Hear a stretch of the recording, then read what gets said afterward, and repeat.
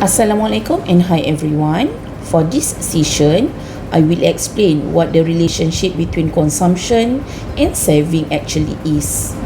How the two are very closely related.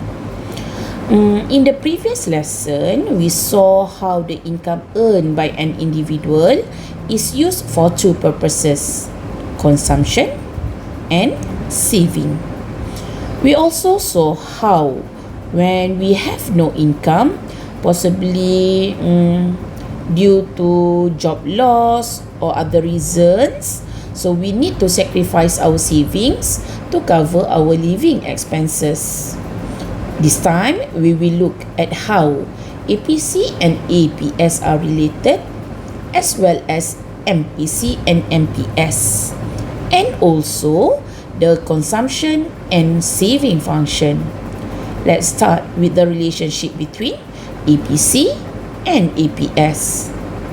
For those who have not watched the previous video, it is better to do so to understand how APC, APS, MPC, and MPS are calculated.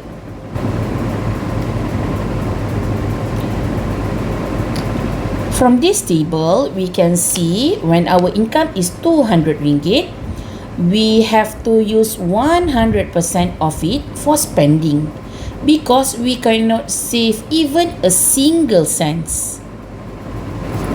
Therefore, our APC is 1 and APS is 0. When our income 300 ringgit, we use almost 92% of our income for spending, which amount of 275 ringgit, and only 8% is left for saving, which is 25 ringgit.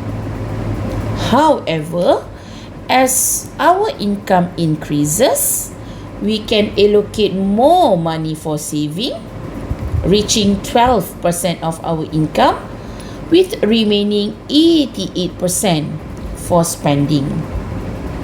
As our income continues to rise, we can save a larger portion, which is 15% when our income is 500 ringgit. This 50% of 500 ringgit equals to 75 ringgit, and the remaining 425 ringgit, or 85% of our income, is used for expenses. So if you notice, APC here plus APS here equals to 1.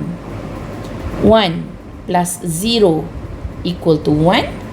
0.92 plus 0.08 equal to 1. 0.88 plus 0.12 equal to 1. 0.85 plus 0.15 equal to 1. Therefore, the combined value of APC and APS cannot be more or less than 1. If you want to find the value of APS, we can use formula of 1 minus APC. Same goes when you want to find the value of APC. The formula is 1 minus APS.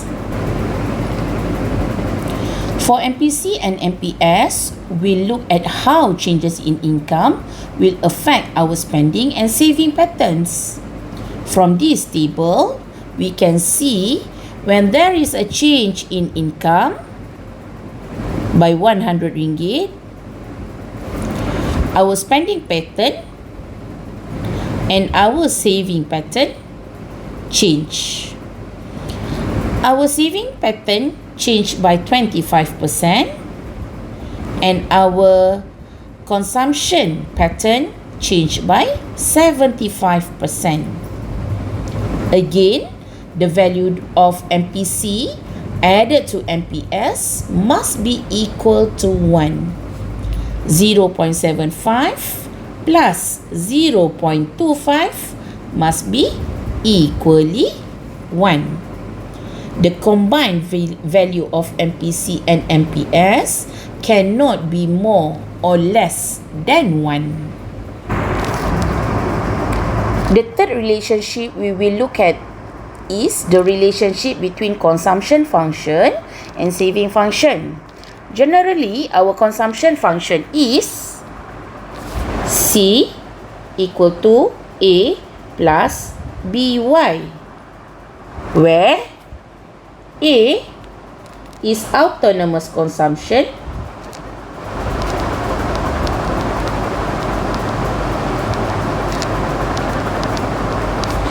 B is our MPC, and Y is our income.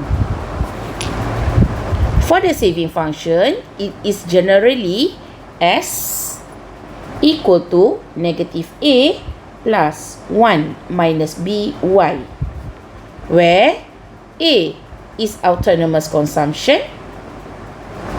Okay, so if we found the value of A, negative A, it means that this is our autonomous saving.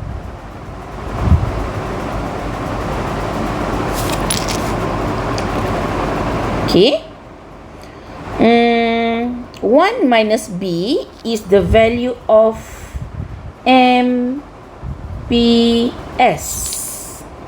Okay.